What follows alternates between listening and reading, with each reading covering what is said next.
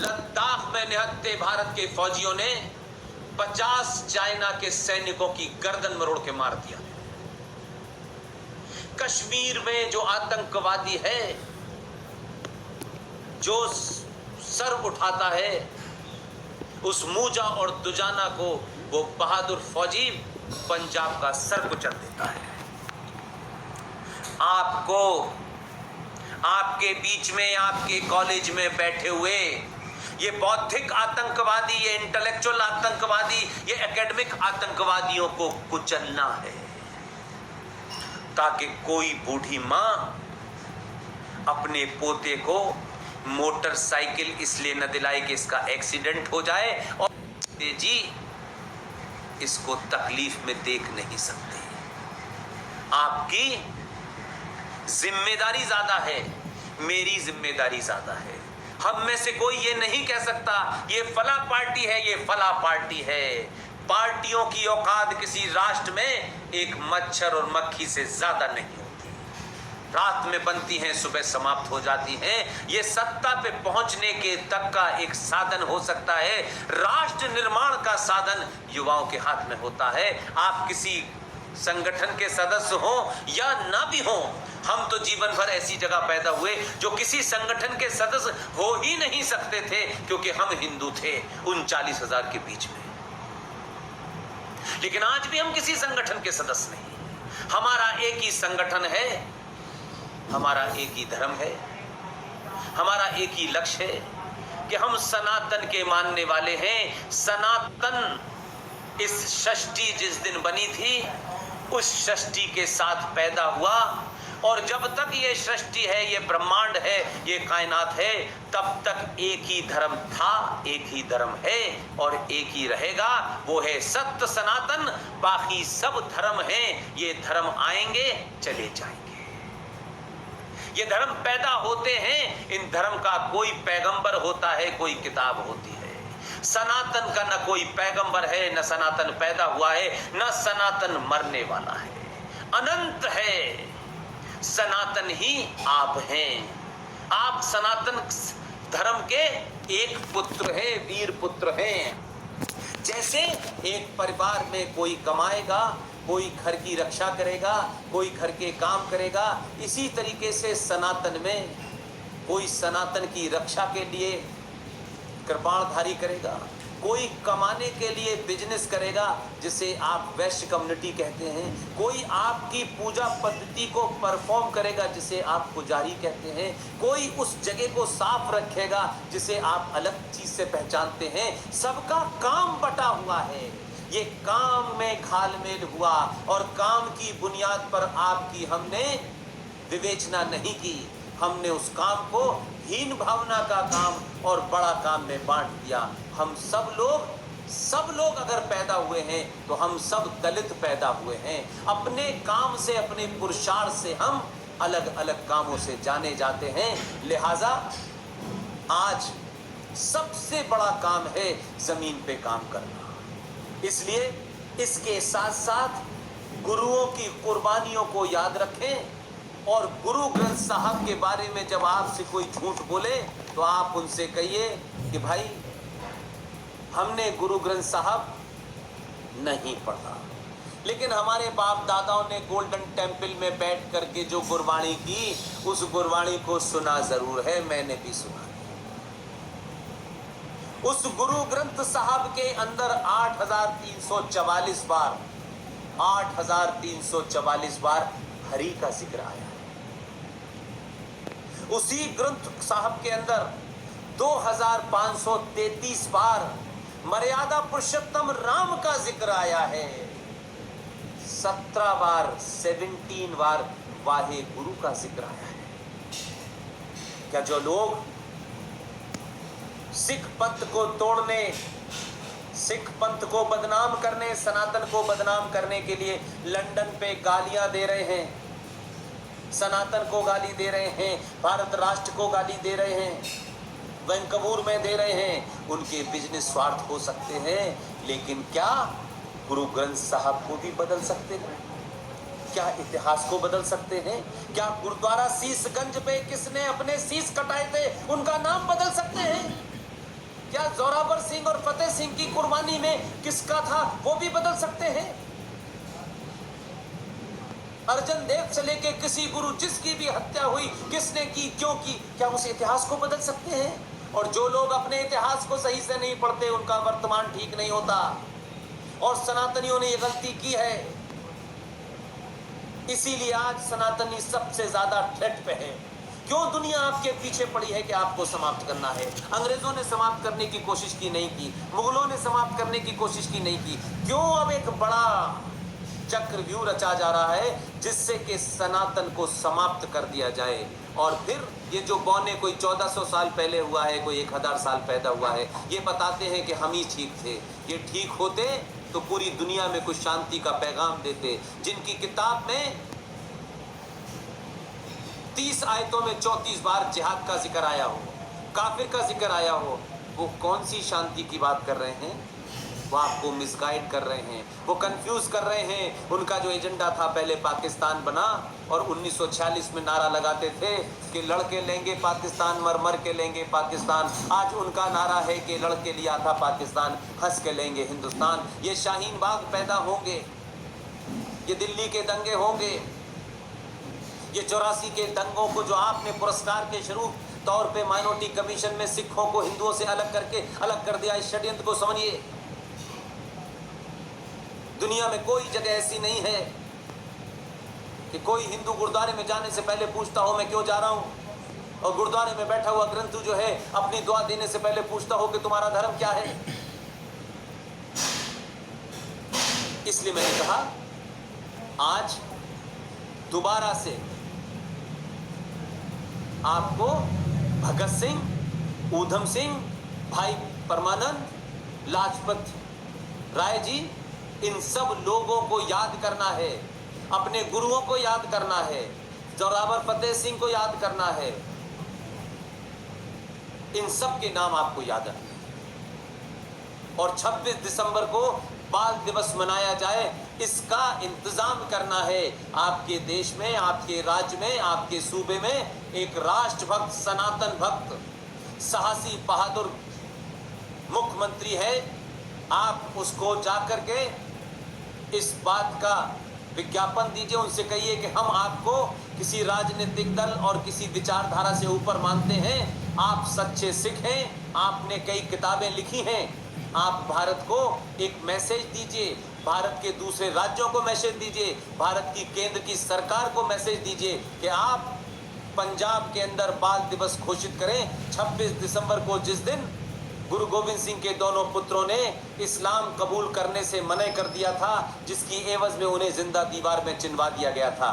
और उनकी माता यानी उनकी दादी गुर्जरी देवी को जब ये पता चला कि दोनों बच्चों को चिनवा दिया गया है, तो इस सदमे में वो बेचारी मौत के मुंह में चली गई।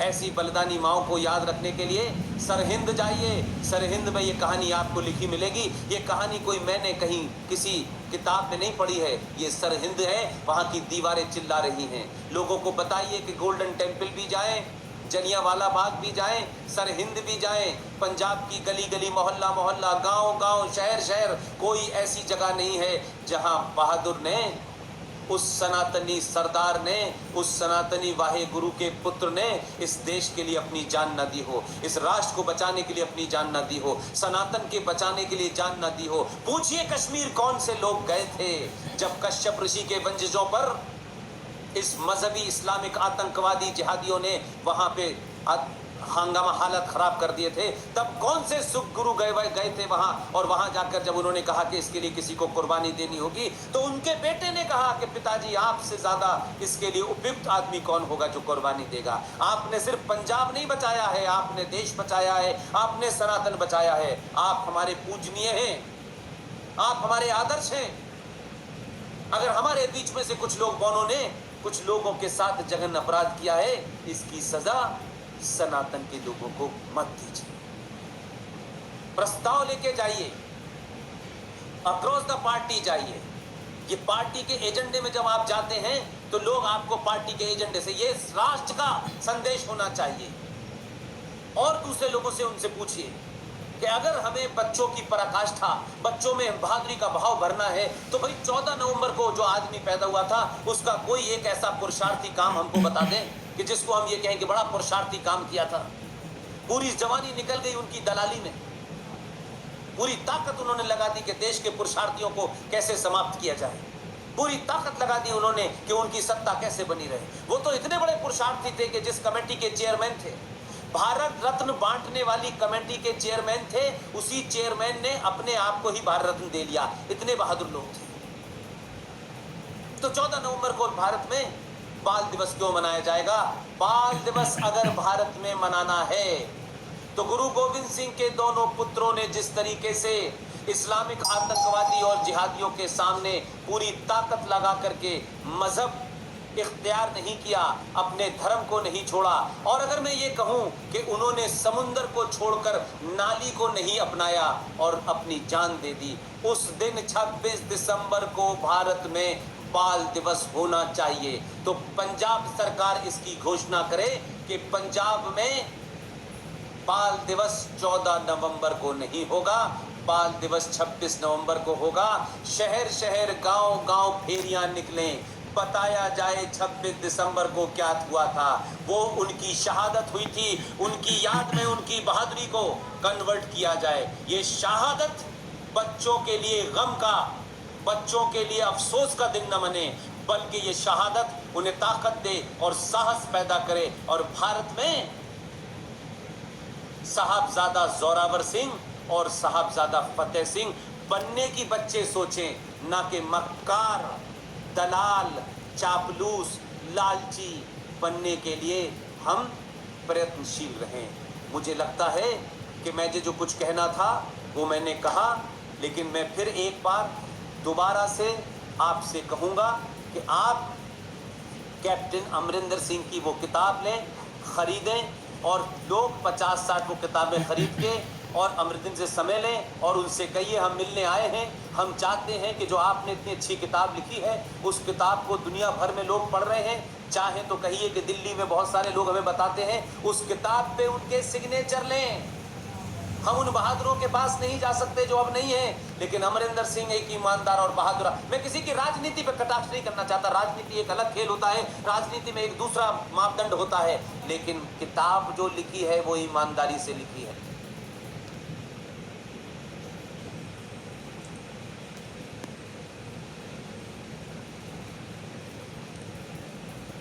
नमस्कार, is it okay? Am I on?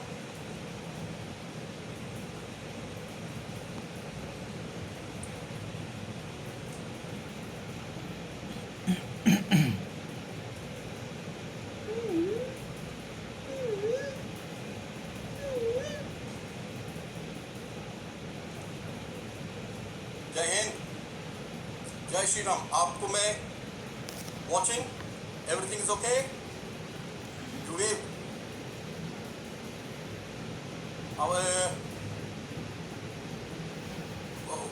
अब ठीक आ रहा फ्रेम? फ्रेम ठीक आ रहा सर? आवाज और फ्रेम ठीक आ रहा है? Your voice is clear. What about the frame? Is okay? I am visible? All okay, thank you very much. नमस्कार, मैं ललित अमारदार फिर आपके साथ जुड़ रहा हूँ और आपका साथ हमारा जो ये राष्ट्रभक्त हिंदुस्तान के साथ जो हमने ये जुड़ने का सिलसिला रखा है वो जारी रह रहा है। आज सबसे पहले जो हमारे समाचार लद्दाख क्षेत्र से आ रहे हैं, एक कुछ याद आ रहा है। हाँ, तो मैं ये कह रहा था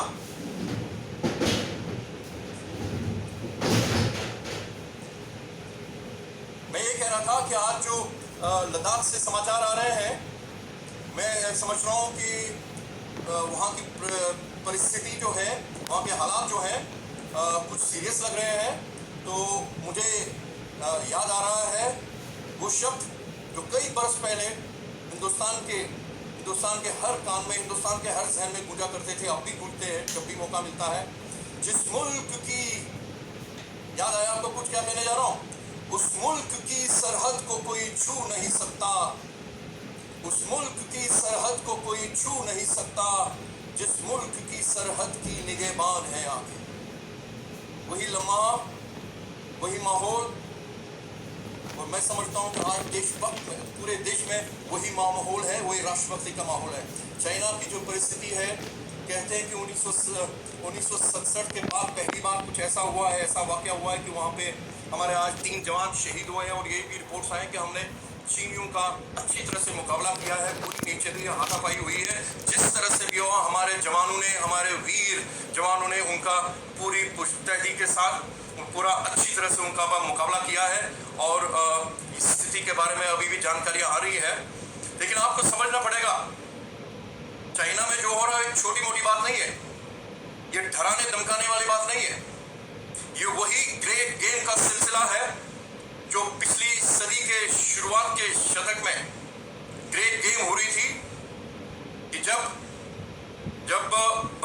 हम बरतानवी हुकूमत के गुलाम थे, कॉलोनी थे, तब रूसी एम्पायर को और उसके बाद कम्युनिस्ट रशिया को हिंद महासागर तक पहुंचने के लिए, रास्ता रोकने के लिए ग्रेट गेम चलाई गई थी।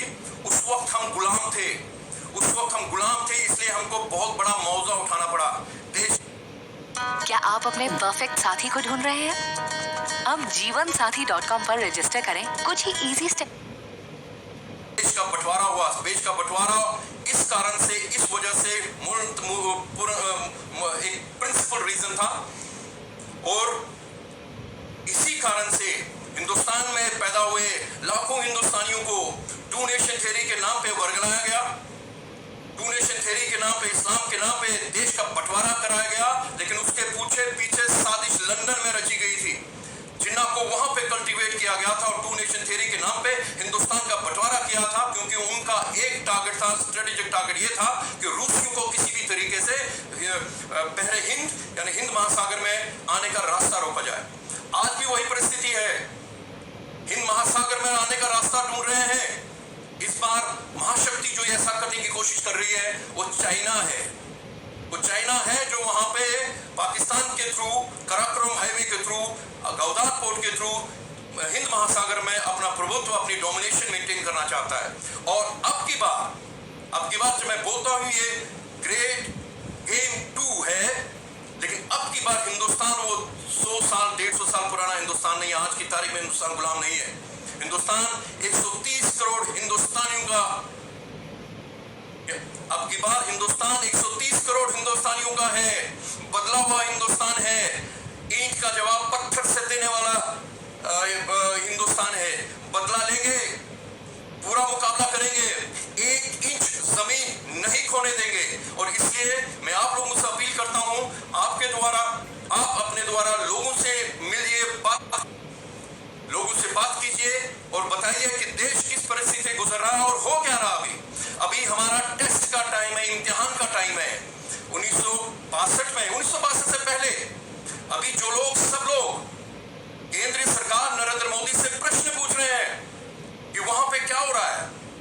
जब इस इमरजेंसी सिचुएशन में, जब सुरक्षा के जो एक्सपर्ट्स हैं, जो मिलिट्री के एक्सपर्ट्स हैं, एयरफोर्स के एक्सपर्ट्स हैं, जो सुरक्षा कर्मी हैं, अगर वो लोग अभी बैठ के इस बात का जायजा ले रहे हैं कि परिस्थिति क्या है, इसका कैसे रिस्पॉन्स देना है, राष्ट्रीय हित में क्या होगा, ताकि हम लोग इस बार कमजोर न दिखाई दे, क्या करना होगा। उन हालात में ये लोग जो अपने आप को विपक्ष बोलते हैं, भारत का विपक्ष बोलते हैं, भारत का राजनीतिक विपक्ष बोलते हैं, वो लोग सवाल कर रहे हैं कि भैया हमको हिसाब दो, हमको ये बताओ और ये बताओ। आप जानिए किसी मुल्क में ऐसा हो सकता है, किसी मुल्क में ऐसा विपक्ष हो सकता है, जब हम वहां पे बॉर्डर जूझ रहे हैं चीनियों के साथ, यहाँ पे अपने अंदर, देश के अंदर बैठे हुए लोग कम दुश्मन नहीं है। मैं उन लोगों से पूछना चाहता हूं, जब अक्साई चीन चाइना ने जब अक्साई चीन पे कब्जा किया हो तो कोई जंग नहीं हुई थी। चीनी घुस गए थे अक्साई चीन में 50 के दशक में, बैठ गए थे वहां पे, अपना कब्जा जमा लिया था, अनाउंस कर दिया। किस वक्त? वहां के तत्कालीन प्रधानमंत्री जुआनलाई ने, जब हमारे दिल्ली के अंदर और बीजिंग के अंदर नारे लगते थे हिंदी चीनी भाई भाई, हिंदी चीनी भाई भाई के नारे लग रहे थे, वहां से जुआनलाई ने, चीन के तत्कालीन प्रधानमंत्री ने घोषणा कर दी कि अक्साई चीन हमारे कब्जे में है। तो दिल्ली में क्या होता है?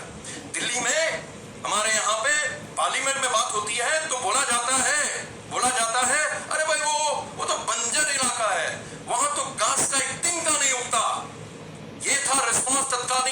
प्रधानमंत्री, पहले देश के प्रधानमंत्री जवाहरलाल नेहरू का कांग्रेस की पार्टी से जो आते थे, उनका ये रिस्पांस था पार्लियामेंट के अंदर। तो उस वक्त हमारे जो वहां पे पार्लियामेंट में एक बहुत वरिष्ठ नेता थे, महावीर त्यागी जी नाम था उनका। वो लोग क्या कहते, वो महावीर त्यागी ने क्या बोला कि मेरे सिरके पर एक बाल नहीं है तो क्या मैं अपनी गर्दन काट दूं?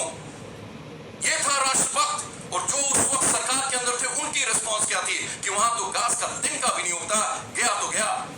और उसके बाद क्या होता है, उसके बाद 50 के दशक से लेके शुरू से लेके हमारी मिलिट्री ने बार बार इस केंद्र सरकार को बोलते रहे, इस मिलिट्री ने बार बार केंद्र सरकार को बोलते रहे कि चीनियों की तरफ से खतरा है, तो हमें अपनी सुरक्षा मजबूत करनी चाहिए। लेकिन दिल्ली से नजरअंदाज किया गया। और हुआ क्या, 1962 की जंग हो गई। 1962 की जंग हुई, हम बिल्कुल तैयार नहीं थे। बहुत सारे सेक्टर्स में तो हमारे जो पुलिस के लोगों ने वहां पे चीनी फौजियों के साथ जंग की। 303 बंदूक के साथ लोगों ने हमारे जवानों ने जंग की, लेकिन अपने हौसला नहीं हारा। हम 62 की जंग हारे क्योंकि हम मिलिट्री तौर पे तैयार नहीं थे जंग के लिए। लेकिन हौसला, जज्बा हिंदुस्तानियों का, हौसला और जज्बा हिंदुस्तानी आर्मी का तब भी वही था, आज भी वही है। उस वक्त बहुत बड़ी गलती की गई। कहते हैं कि हम लोग अगर उस वक्त एयरफोर्स यूज करने का इजाजत देते तो शायद जंग के नतीजे बिल्कुल अलग होते, लेकिन नहीं दी गई इजाजत। जंग खत्म होती है तो उसके बाद हमारी रिस्पॉन्स क्या रहती है?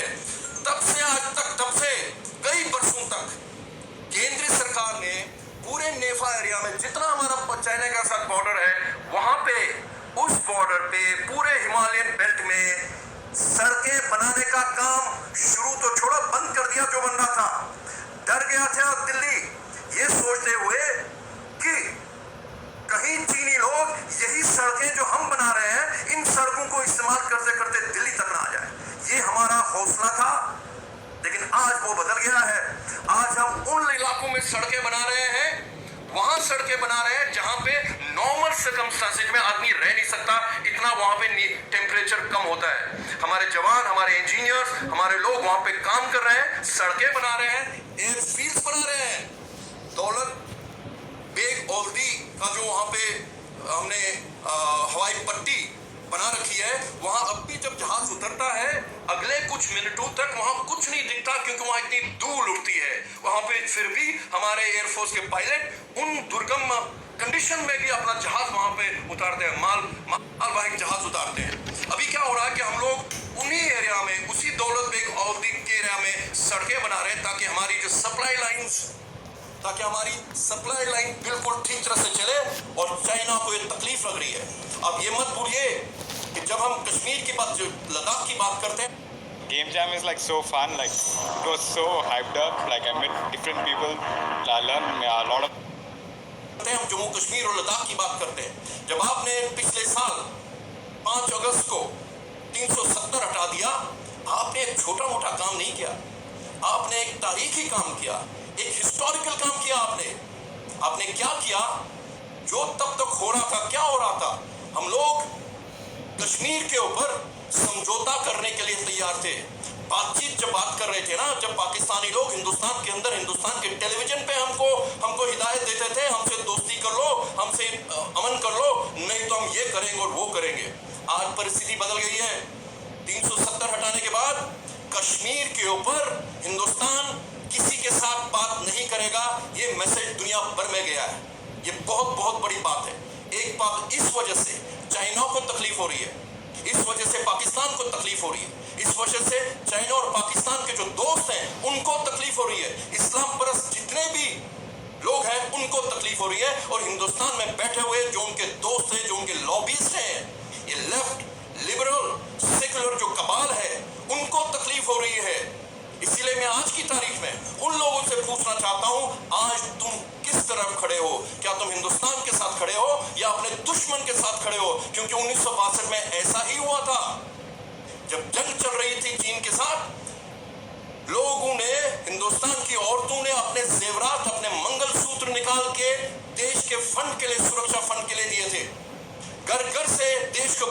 आवाज निकल रही थी, लोग वॉलंटियर कर रहे थे कि हमें कुछ करना है देश के लिए, हमें करने का हमें मौका मिलना चाहिए।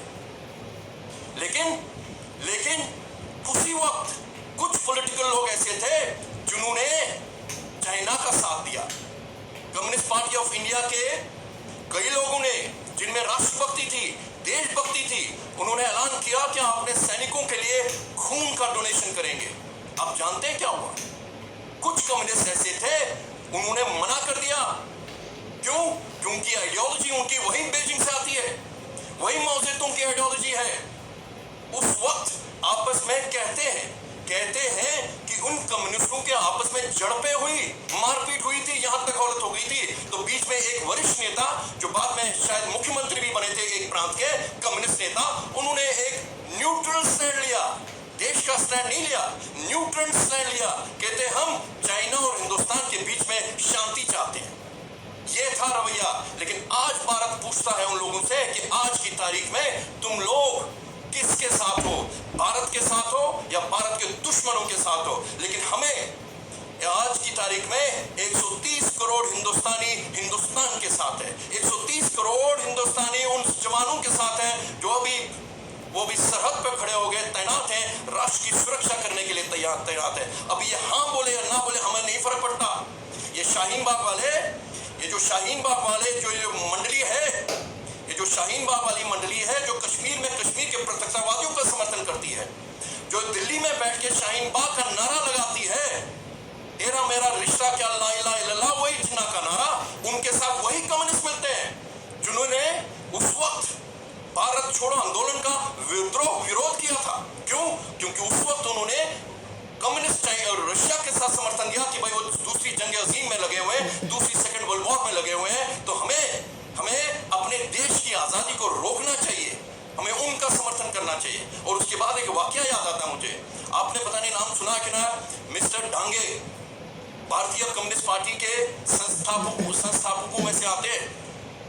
वो जब दूसरी जंग खत्म हो गई, भारत आजाद हुआ, ये कम्युनिस्ट लोग एक मंडली बना के, एक ग्रुप बना के मॉस्को चले गए। मॉस्को में स्टालिन को ये बताने के लिए कि देखिए हमने आपका समर्थन किया, अपनी आजादी को रोका क्योंकि हमने आपका समर्थन किया। तो जानते हैं स्टालिन ने उनको क्या बोला? स्टालिन ने उनको बोला, अरे तुम लोग बेवकूफ हो। उस वक्त इंग्लैंड, यूनाइटेड किंगडम जंग में मुलव्वस था, उसी वक्त तुम्हारे पास मौका था अपनी आजादी घोषित करने का, जंग लड़ने का, जब तुम्हारा दुश्मन कमजोर था। तुम क्या समझते हो? जो उन्होंने शब्द यूज किया था, अगर मैं उसका हिंदी में रूपांतर करूं, उन्होंने बोला था, तुमको क्या लगता है कि हम तुम्हारी 303 बंदूकों से हिटलर की सेना को हमने हराया, दूसरी जंग अजीम हमने जीती?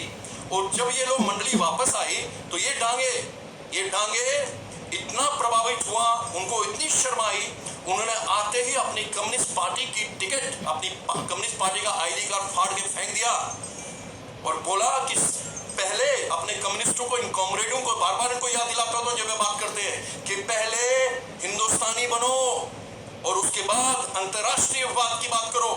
तुम तो खुद हिंदुस्तानी नहीं हो, तुम दूसरे मुल्क का समर्थन करते हो, दूसरी आइडियोलॉजीज का समर्थन करते हो, तो तुम हिंदुस्तानी कहां से हो? तो इसलिए आज उनके लिए भी ये टेस्ट है कि वो आज किस तरफ है। तो मैं उम्मीद करता हूं बहुत जल्द वहां से आवाज आएगी, मैं समाचार आएंगे लद्दाख से कि स्थिति का क्या अनुमान हो रहा है। लेकिन मैं समझता हूं स्थिति बहुत सीरियस है, क्योंकि मुद्दा बड़ा सीरियस है। ये लद्दाख गलवान वैली की बात नहीं है, ये प्योंगयांग लेक की बात नहीं है, ये रास्ता जाता है सेंट्रल एशिया के जाने वाले रास्ते को, कराकोरम हाईवे के ऊपर। हिंदुस्तान, जो मैं बार बार बोलता हूँ, हिंदुस्तान का स्ट्रेटेजिक ऑब्जेक्टिव 370 और 35 से हटाने का बाद ये है कि हमें पाकिस्तान अधिकृत जम्मू कश्मीर, लद्दाख जिसके अंदर गिलगित बल्तिस्तान आता है, वो हमें आजाद कराना है। ये हमारे दुश्मनों को मालूम है कि हिंदुस्तान किस मुहिम में लगा हुआ है। ये जो सड़कें बन रही हैं, ये सब उसी स्ट्रेटेजिक मकसद का एक हिस्सा है कि हम लोग वहाँ पे इंफ्रास्ट्रक्चर डेवलप कर रहे हैं। क्योंकि एक बार अगर जब हम गिलगित बल्तिस्तान को आज़ाद कराते हैं तो एक वहाँ पे वाखान कॉरिडोर है, मुश्किल से 15 से 20 किलोमीटर, कोई 100-150 किलोमीटर एक जगह है जो कभी एक नो मैन लैंड हुआ करती थी। तो अंग्रेजों ने उसी ग्रेट गेम के अंतर्गत उस नो मैन लैंड को रूसियों को रोकने के लिए वो जमीन अफगानिस्तान को दी, क्योंकि उस वाखान कॉरिडोर के एक तरफ तत्कालीन सोवियत संघ का राज्य सोवियत संघ का राज्य आता था और इस तरफ जम्मू कश्मीर यानी गिलगित बल्तिस्तान आता था। तो उन्होंने वो स्ट्रिप जिसको वाखान कॉरिडोर बोलते हैं वो अफगानिस्तान को दे दी। जिस दिन हम गिलगित बल्तिस्तान को आजाद कराएंगे तो हमें वो वाखान कॉरिडोर के द्वारा पूरे सेंट्रल एशिया की तरह हमारा रास्ता खुल जाएगा और सेंट्रल एशिया के द्वारा हमारा रास्ता पूरे यूरोप के लिए खुल जाता है। तो ये डर है हमारे प्रतिद्वंदी को, चाइना को ये समझ आ रही है कि हिंदुस्तान में क्या हो रहा है। तो समझ लीजिए हमारे लिए आगे बहुत बड़े चैलेंजेस हैं, बॉर्डर के ऊपर बहुत बड़ा चैलेंज है। हम लोगों को सतर्क रहना पड़ेगा। देश के लिए कोई भी कुर्बानी देने का मौका है, हम सबको तैयार रहना चाहिए किसी भी सूरत में। जो भी कुछ कर सकता है, जैसे ही परिस्थितियां अगर आती हैं, मैं उम्मीद करते हैं अगर बातचीत से सब कुछ इस लेवल पे संभाला जाता है, नहीं अगर कुछ भी होगा हम हिंदुस्तानी को अब की बार हिंदुस्तान झुकने वाला नहीं, अब की बार हिंदुस्तान रुकने वाला नहीं है। हम आगे बढ़ते रहेंगे, ये हमारा मकसद रहेगा। ये हमारे जहां तक हमारा लद्दाख की बात आती है, अब बात करते हैं लद्दाख के बाद कश्मीर आते हैं। देखिए लद्दाख जिस दिन ये हमने जम्मू कश्मीर का पुनर्गठन किया, लद्दाख को हमने जो कश्मीरी इस्लामिक पॉलिटी जो मेन स्ट्रीम राजनीति थी उसको आजादी मिली, तो आज लद्दाख से क्या आवाजें आती है? चीनियों का बहिष्कार, चीनियों के व्यापार का बहिष्कार करने की आवाज कहां से निकलती है? लेह लद्दाख से निकलती है। ये है राष्ट्रभक्ति लद्दाख की। 70 सालों से हमने उस लद्दाख को कश्मीर केंद्रित, कश्मीर से चलने वाली राजनीति में हमने उनको गुलाम बना के रखा था। वहां कोई डेवलपमेंट नहीं हो रही थी, वहां कुछ भी नहीं हो रहा था। और आज देखिए राष्ट्रभक्ति की आवाज लेह से निकलती है। आज लद्दाख हमारा बॉर्डर है, डेमोग्राफिक बॉर्डर जिसे बोलते हैं वो हमारा बॉर्डर है। और उसके बाद जब कश्मीर में आते हैं, जम्मू की बात करते हैं, जम्मू को तो हमने आजादी दिला दी 5 अगस्त को, कश्मीरी हिंदुओं को हमने आजाद दिला दी 5 अगस्त 2019 को। कश्मीर में स्थित जो राष्ट्रभक्त कश्मीरी मुसलमान है उनको आजादी दिला दी, लेकिन हमारी जंग अभी खत्म नहीं हुई। कश्मीर जहाद जिंदा है, कश्मीर जहाद बिल्कुल जिंदा है, चल रहा है। हम पहले भी बोल चुके हैं, जो बीच में कुछ महीने आतंकवाद की जो वारदातें कम हो गई थी, उसकी वजह ये नहीं थी कि हमारा जो दुश्मन है, वो जो जिहादी है, वो हार गए थे। नहीं, वो इसलिए हुआ था कि हमने जितनी भी कम्युनिकेशन सिस्टम्स के ऊपर हमने उन पर रोक लगा रखी थी, हमने नेटवर्किंग के ऊपर रोक लगा थी, इंटरनेट के ऊपर रोक लगा रखी थी। और हमारा सशस्त्र बल, हमारे जो सुरक्षा का वहां पे व्यवस्था थी, सुरक्षा की जो व्यवस्था थी बहुत स्ट्रिक्ट थी। आतंकवादियों का, जिहादियों का आपस में बातचीत नहीं हो पा रही थी, जिहादियों के अपने आकाओं के साथ पाकिस्तान में बातचीत नहीं हो पा रही थी। और उस वजह से एक लल था और लोग दिल्ली में बैठ के कुछ लोग बोलने लगे थे, देखो जी हमने 370 हटा दिया, 335 से हटा दिया, अब देखिए आतंकवाद खत्म हुआ। तब भी हम बोल रहे थे ऐसा क्लेम मत कीजिए, आतंकवाद ऐसे खत्म नहीं होते। आतंकवाद, जिहादी आतंकवाद एक मिलिट्री प्रॉब्लम है, जिहादी आतंकवाद एक मिलिट्री प्रॉब्लम है दुनिया भर में। जहां पे वहां भी सुन्नी आतंकवाद है, वहां पे मिलिट्री तौर पे वहां पे उनके साथ टैकल किया जाता है। कश्मीर के अंदर कश्मीर जहाद वही कश्मीर जहाद है जो अफगानिस्तान में है, जो सीरिया में वहां भी सुन्नी जहादी है, जो सोमालिया में है वही जहादी सुन्नी आतंकवाद है। तो उसको लड़ने के लिए हमें से मिलिट्री तौर पे लड़ना पड़ेगा। पिछले 1 महीने में हमने लगभग 75 आतंकवादियों को मार दिया, लेकिन साथ में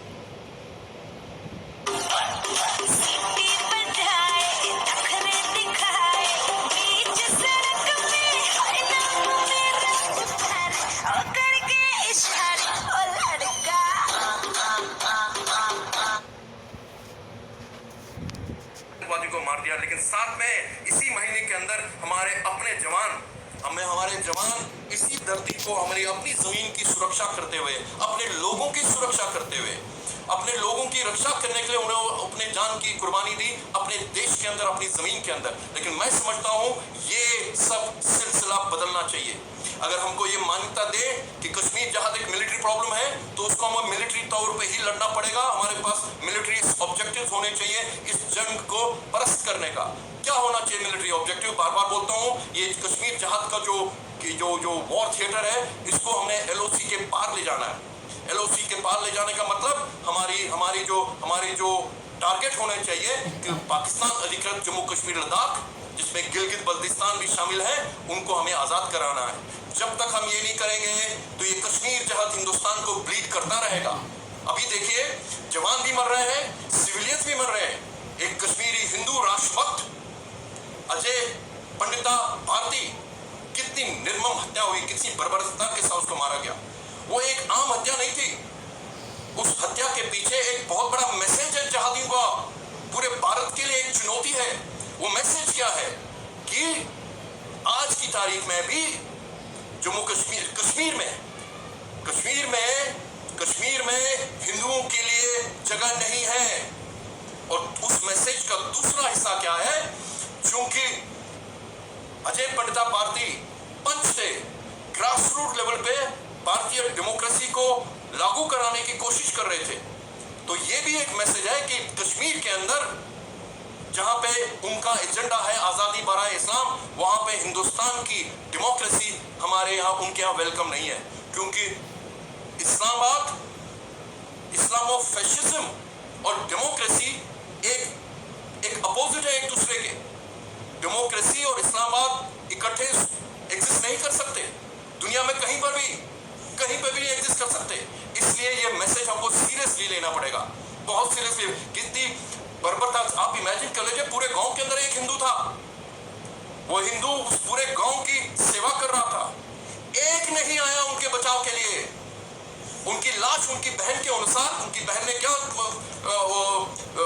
स्टेटमेंट दिया, उस इंसान का जिस्म, शरीर, जख्मी शरीर वहीं पड़ा रहा, लेकिन किसी ने ये मानवता नहीं दिखाई कि उसके लिए उसको उठा ले, उसको पानी दे, उसको अस्पताल ले जाए। बहुत देर के बाद कोई महापुरुष आया और एक बच्चा, कोई लड़का आया, उन्होंने उस बहन के साथ उसको हॉस्पिटल ले गए। अगर वक्त पे ले जाते, शायद आज अजय पंडिता भारती आज जिंदा होते। ये है कश्मीर। ये लोग जो भाईचारे की बात करते हैं ना, एक मुंह से बोलते हैं कि अजय पंडिता भारती हमारे भाई थे, उसी मुंह से बोलते हैं कि रियाज नाइक उनका भाई है। ये है दोगलापन इनका। आज की तारीख में जो लोग भारत भूखे ये जो सेकुलर लिबरल लॉबी है, वो पूछ रहे हैं सरकार से कि वो क्यों मारा गया। ये नहीं कह रहा कि उनको जिन्होंने मारा है उनके प्रति एक आवाज नहीं निकल रही, पाकिस्तान के प्रति खिलाफ एक आवाज नहीं उठती। शशि थरूर अपने आप को कांग्रेसी बोलता है, क्या कहता है? कहता है कि कांग्रेसियों को मारा गया। कितने बेशर्म लोग हैं ये। शहादत को भी पार्टी के नाम पे ले लिया उन्होंने। एक शहादत जो भारतीय वहां पे मारा गया, हिंदुस्तान के नाम पे मारा गया, हिंदू होने के नाम पे मारा गया, उसको उन्होंने, उस आतंकवाद को उन्होंने पार्टी पॉलिटिक्स में बदल दिया। और पूरी एलिबाई दी किसको? पाकिस्तान को, एलिबाई दी जहादियों को, कि उनके ऊपर कोई उंगली आंच नहीं आ जाए। और यही शख्स शशि थरूर पाकिस्तान के अंदर कई साल पहले, जब वहां पे ये हिंदुस्तान भारतीय मैत्रिता की बात चल रही थी ना, ये मोमबत्ती वाले सरहद पे आर पार जाते थे मोमबत्तियां लेने के लिए, बातचीत करेंगे करते थे। उस बातचीत का मकसद सिर्फ एक था कि हिंदुस्तान को झुकाना है। दिल्ली के किसी भी ऑडिटोरियम में चर्चा नहीं होती थी इसके बगैर कि हिंदुस्तान को झुकाना है कश्मीर के ऊपर और हिंदुस्तान पाकिस्तान के सामने। उन दिनों ये लोग जाते थे पाकिस्तान में वहां पे भाषण देने के लिए। जिन्ना इंस्टीट्यूट में भाषण देने के बाद, कराची के जिन्ना इंस्टीट्यूट में भाषण देने के बाद, इसी शशि थरूर ने अगले दिन पाकिस्तान टेलीविजन में, लाइव टेलीविजन में बोला, जब वहां की एक वहां की वो पत्रकार है, उन्होंने कहा लाइव टेलीविजन में कि कश्मीरी पंडितों को कश्मीर से बीजेपी की षड्यंत्र के अंतर्गत निकाला गया। तो ये शशि थरूर बोलता है, हाँ ये बहुत, that was a terrible thing, this is what he said on Pakistani television. और उसके बाद उससे पहले बोलता है कि, और साथ में बोलता है उनकी जो स्वर्गवासी पत्नी और उनके पिताजी भी यही बोलते थे। और वहां बोला उनको, मेरी पत्नी का 200 साल पुराना घर जहादों ने मारा, लेकिन यहाँ लोकल से नहीं, वो पाकिस्तान से आए हुए थे, उन्होंने मारा। एक बार फिर कश्मीरी जहादियों को उन्होंने वहां पर सर्टिफिकेट दी। ये लोग जो कांग्रेस के लोग, चाहे मणिशंकर अय्यर हो या कभी सिद्धू हुआ करते थे, आजकल मालूम नहीं कहां पे हैं, क्योंकि बीच में तो मैं सोचता था कि वो पंजाब के टूरिज्म मिनिस्टर तो कम है, लेकिन पाकिस्तान के टूरिज्म मिनिस्टर हिंदुस्तान के अंदर ज्यादा, वो रोल ज्यादा अदा कर रहे हैं। मणिशंकर अय्यर पाकिस्तान के 2 एम्बेसडर हैं हिंदुस्तान के अंदर। एक इस्लामाबाद का हाई कमिश्नर जो दिल्ली में बैठता है, एक मणिशंकर है जो दिल्ली में उनका एम्बेसडर है। ऐसे है ये कांग्रेसी लोग। और यही लोग शाहीन बाग में क्या बोलते हैं, वही आवाज जो लाहौर में बोलते थे, वही आवाज शाहीन बाग में बोलते थे। तो मैं समझता हूं कि ये लोग जो ये दोगलापन है, इसको हमें एक्सपोज करना है। आप ये समझ लीजिए कि हमारी चुनौतियां अब बढ़ गई हैं। आप ये जो नरेंद्र मोदी ने जो लास्ट ईयर, पिछले साल जो ऐतिहासिक कदम उठाया है, उसको तो तारीख में लिखा जाएगा, इतिहास में हमेशा के लिए लिखा जाएगा। लेकिन उसके आगे क्या करना है, उसके लिए हमारे पास बहुत बड़ी चुनौती है। तो क्या हमें कश्मीर के अंदर जिस इकोसिस्टम, मैं बार बार बोलता हूं, आपने जब 370 और 35 से हटाया, आपने जब 370 और 35 से हटाया, उसका ये मतलब नहीं कि आप वहां पे आपने वहां पे जहाद खत्म कर दिया। जब आप 370 और 35 से हटाते हैं, आप क्या करते हैं, आप उस प्रक्रिया की शुरुआत करते हैं जिसके अंतर्गत वहां पे कश्मीर के अंदर उस प्रक्रिया को उल्टा करने की प्रयास शुरू कर रहे हैं, जिसके अंतर्गत कश्मीर के अंदर एक जीता जागता पाकिस्तान फैल रहा था। वहां पे एक इस्लामो फैसिस्टिक एक व्यवस्था चल रही थी वहां पे लोग जो लोग पृथकतावादी तो पृथकतावादी बोलते थे, जीवे पाकिस्तान से रिश्ता क्या, ला इलाहा इल्लल्लाह, जो अपने आप को मेन स्ट्रीम बोलते थे, वो लोग इन 70 सालों में उन्होंने हिंदुस्तान के साथ नजदीक आने की कोशिश कभी नहीं की। उनका हर प्रतिदिन हर एजेंडा ये रहता था, इलेक्शन के बाद हर इलेक्शन में ये एजेंडा रहता था कि दिल्ली और श्रीनगर के बीच में दूरी को बढ़ाया जाए। आप इंटीग्रेशन की बात करते हैं, कहते हैं कि 370 जो कश्मीर और दिल्ली के बीच में एक पुल था, नहीं था। वो पुल उस दिन टूट गया। कश्मीर भारतीय संस्कृति का, हजारों साल की सनातन संस्कृति का स्रोत है। कश्मीर के कंकर में शंकर है, कश्मीर के बिंदु में गंगा जल है। अरे 370 और 35A के द्वारा तो आपने कश्मीर को भारत के साथ अलग कर दिया, आपने रिश्ता नहीं बनाया। और ये जो आपकी जो अपने आप को नेशनल कॉन्फ्रेंस बोलते थे, इनका तो एजेंडा था ग्रेटर ऑटोनॉमी। ग्रेटर ऑटोनॉमी में क्या बोलते थे, एजेंडा क्या था इनका कि 1950 के दशक में जम्मू, श्रीनगर और दिल्ली का जो रिश्ता है वो 50 के दशक तक वापस ले आओ। क्या था वो रिश्ता? तो आपको जम्मू कश्मीर यानी लखनपुर बॉर्डर में घुसने से पहले वीजा या परमिट लेना पड़ता था कश्मीर के अंदर घुसने के लिए, जिसको हटाने के लिए महान श्यामा प्रसाद मुखर्जी ने बलिदान दिया।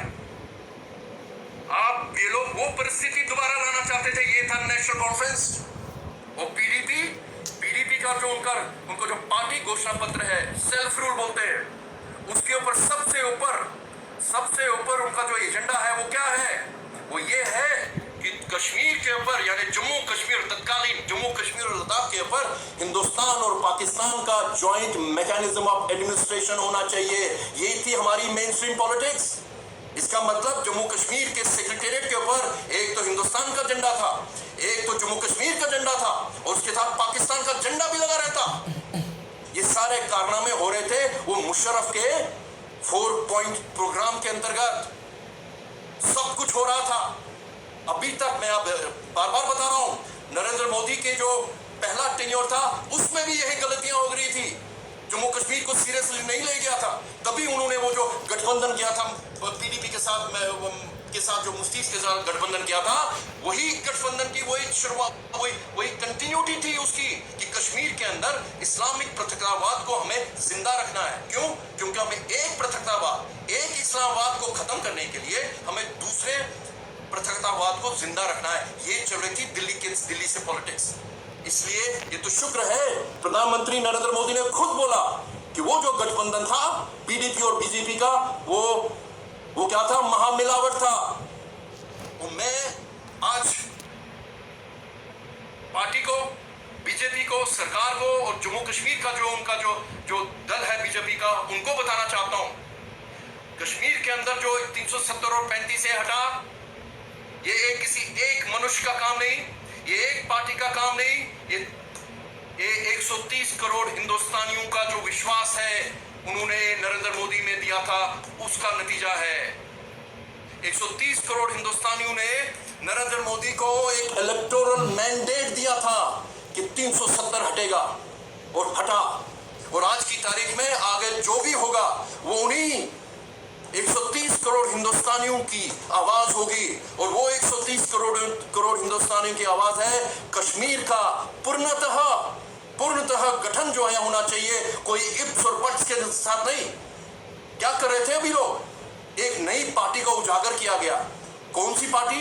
जो पुरानी पार्टियां जिनका मैंने अभी जिक्र किया, जो अपने आप को मेन स्ट्रीम बोलते थे, उन लोगों में से चुने हुए लोग, उनमें से कुछ ऐसे लोग भी हैं जिनके ऊपर मैंने खुद ब्रेकिंग न्यूज राष्ट्रीय टेलीविजन पे घंटों भर बहस की है, क्योंकि उनमें से कई लोगों के यहां पे हवाले का पैसा पकड़ा गया, आरडीएक्स उनकी गाड़ियों में मिला गया, एनआईए उनके ऊपर इन्वेस्टिगेशन कर रही थी। क्या आप उन्हीं को फिर से सता देना चाहते हो? वही कश्मीर के रहने वाले लोगों को, कश्मीर स्थित राजनीतिकों को, वही पुरानी सड़ी गली शराब नई बोतल में? क्या आपने समझ के रखा है जम्मू के लोगों को? क्या समझ के रखा? लद्दाख तो आजाद हो गया, लद्दाखियों का तो 15 अगस्त आ गया, लेकिन जम्मू और कश्मीरी हिंदुओं का अभी 15 अगस्त पूरी तरह नहीं आया। जब तक ये मानसिकता रहेगी कि जम्मू कश्मीर की जो तंत्र है वो कश्मीर स्थित इस्लामिस्टों के हाथ में ही रहेगी, तो तक जम्मू कश्मीर में हिंदुस्तान को चैन नहीं मिलेगा। आपने जो ये करने का तो शुक्र है, ये तो शुक्र है कि बवाल मच गया, और वो उनकी जो प्लानिंग थी वो खत्म होगी। नहीं तो वही फिर होने वाला था, वही मुफ्ती, वही एनसी, वही उन्हीं की पार्टियां, अब्दुल्ला के लोग वहां पे उनकी व्यवस्था चलने वाली थी। और अब जो करने वाले हो, आपने डोमिसाइल बनाया। डोमिसाइल जब बोलते हैं कि कश्मीर पूर्णतः हिंदुस्तान का हिस्सा है, ना इफ है ना बट है, तो डोमिसाइल की क्या जरूरत है? अगर आपने अब डोमिसाइल लगाया, हो सकता है आपको राजनीतिक कारण थे, आपके कुछ राजनीतिक कारण थे, ठीक है, मानते हैं, तो 15 साल का क्यों लिमिट रखा? क्या 5 साल जरूरी काफी नहीं थे? क्या 5 साल काफी नहीं थे आपको? क्यों नहीं किया आपने? आपको देखिए, ये मत भूलिए कि राज्यसभा में आपने जब 370 और 35 से हटाने का जो आपने समर्थन किया, उसमें खाली बीजेपी नहीं थी, उसमें कई और गैर बीजेपी पार्टियों ने आपने समर्थन किया। किसी की हिम्मत नहीं उनमें से हुई, जो संवेदनशील पार्टियां थी, जिनको एहसास हुआ अपनी राष्ट्र ड्यूटी का, राष्ट्रभक्ति का, उन्होंने आपका समर्थन किया। अगर आप आज भी कोई ऐसा कदम उठाते हैं, मैं आपको यकीन दिलाऊंगा कि हिंदुस्तान में बीजेपी के बाहर भी जो लोग राष्ट्रभक्त हैं, जिन पार्टियों में हैं, वो आपका समर्थन करेंगे। तो आपने डोमिसाइल 15 साल क्यों किया? नहीं करना चाहिए था।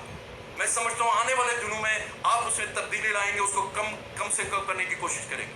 आपने कश्मीरी हिंदुओं को डोमिसाइल बात क्यों की? अरे कश्मीरी हिंदू तो डोमिसाइल है, हजारों सालों की संस्कृति है कश्मीरी हिंदुओं की, उनके तो रूट्स हैं कश्मीर। आप जो कश्मीरी हिंदू के बगैर कश्मीर का अस्तित्व है क्या? आज की तारीख में क्या आप दुनिया को बताना चाहते हो कुछ पंडित जवाहरलाल नेहरू जिंदा होते तो उनको डोमिसाइल लेना पड़ता कश्मीर का?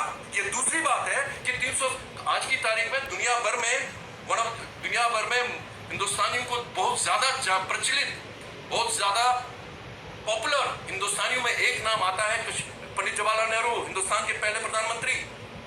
और सबसे ज्यादा जानने वाले कश्मीरी पंडित विश्व में जो है एक है, वो पंडित जवाहरलाल नेहरू। उन्होंने जो हिमालयन गलतियां की, उन्होंने हिमालयन ब्लंडर्स किए कश्मीर के अंदर 370 और 35A के द्वारा अपने आप को, अपने आगे की पुश्तों को कश्मीर के अंदर, कश्मीर को अपना मातृभूमि होने मानने का हक उन्होंने उनसे छिनवा दिया। वहां पे 1 इंच जमीन नहीं खरीद सकते थे।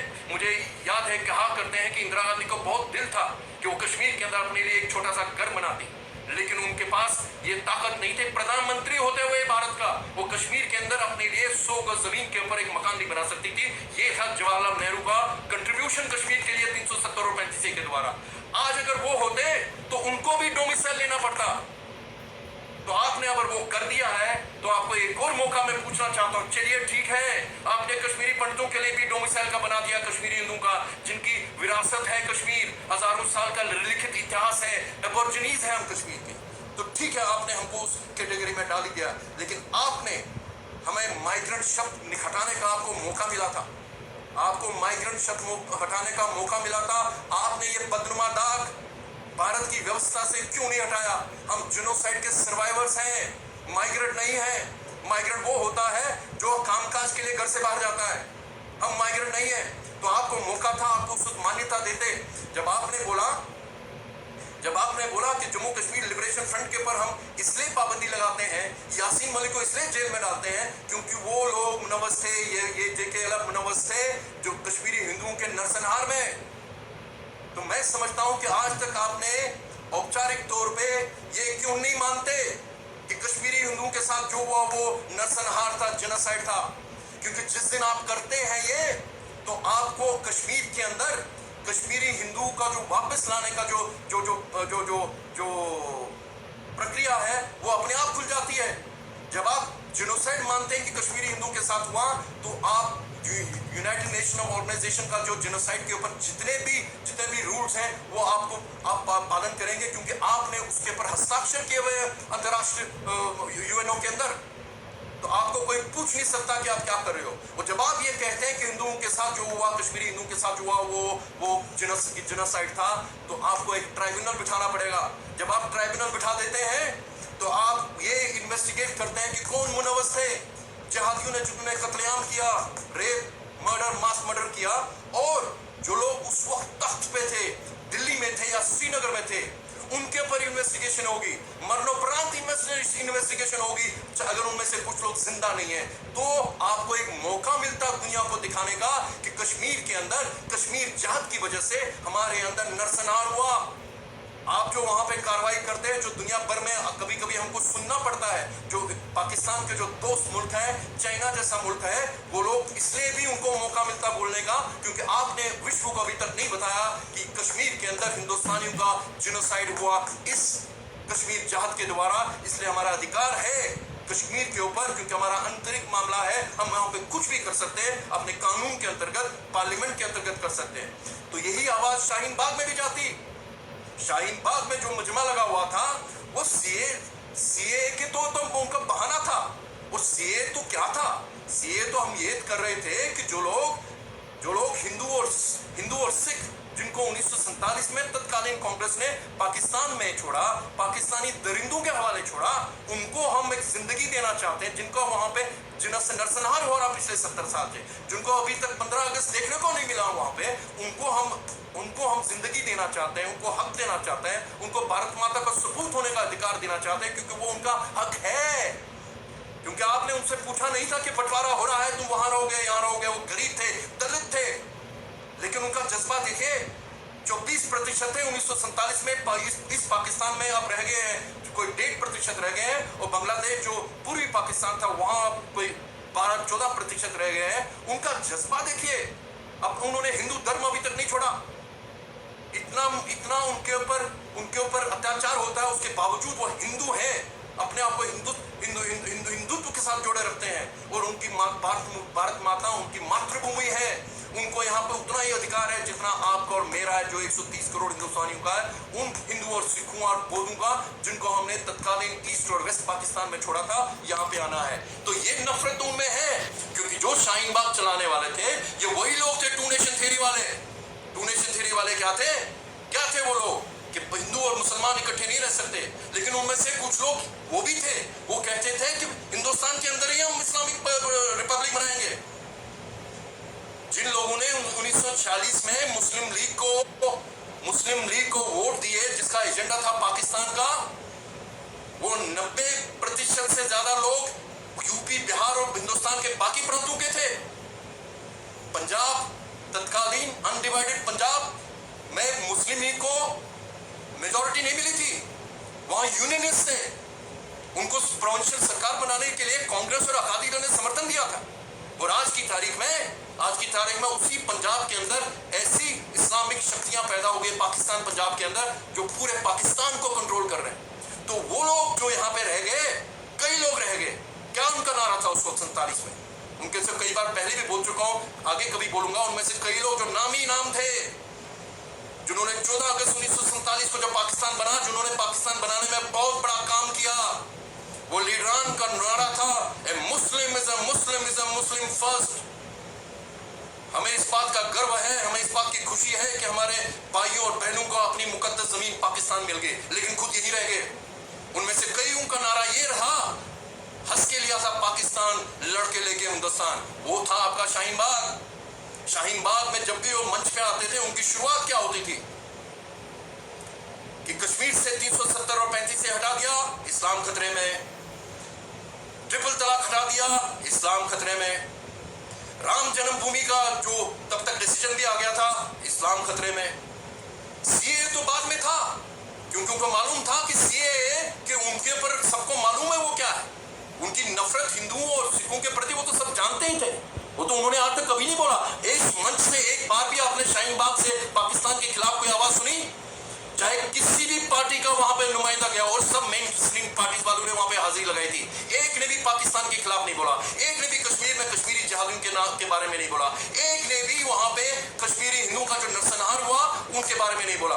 ये तो हमारे कश्मीरी हिंदू में कोई गए थे, उन्होंने हिम्मत की, वहां पे गए, वो थोड़े पैसिफिस्ट है, उन्होंने सोचा शायद से मैं तो हमारे को तो जाना भी नहीं चाहिए था, क्योंकि जब आप वहां पे जाते हैं तो शाहीन बाग मुहिम को आप मान्यता देते हैं, वो इलीगल था, वो गैर कानूनी था। जब आप वहां जाते हैं तो आप वहां पे उनको मान्यता देते हैं। हम में से कुछ लोग गए, उन्होंने वहां पे बोला कि हमारे साथ जो हुआ है कि वो उसके बारे में भी तो बात करो, लेकिन वहां से उनकी तरफ से हिंदुओं के प्रति कोई जज्बे की बात नहीं हुई, क्योंकि हिंदू तो एक्सपेंडेबल है, हिंदू हिंदुस्तान के अंदर सुरक्षित नहीं है, आज भी है। हम जैसे लोग कश्मीरी हिंदुओं का नरसंहार भारत के सेक्युलर कॉन्स्टिट्यूशन की नाक तले हुआ, 40 साल आजादी के बाद हुआ। हम समझ सकते हैं कि हिंदू और सिखों और बौद्धों की हालत पाकिस्तान और बांग्लादेश में क्या हो सकती है। तो इसलिए हम सीए का समर्थन करते हैं, सीए का समर्थन करते रहेंगे, और उम्मीद करते हैं कि एक दिन वो भी आएगा जब पाकिस्तान के अंदर जो हिंदू और सिख हैं और वहां पे बांग्लादेश के अंदर हिंदू और बौद्ध है, उनको इस मातृभूमि में जगह मिले।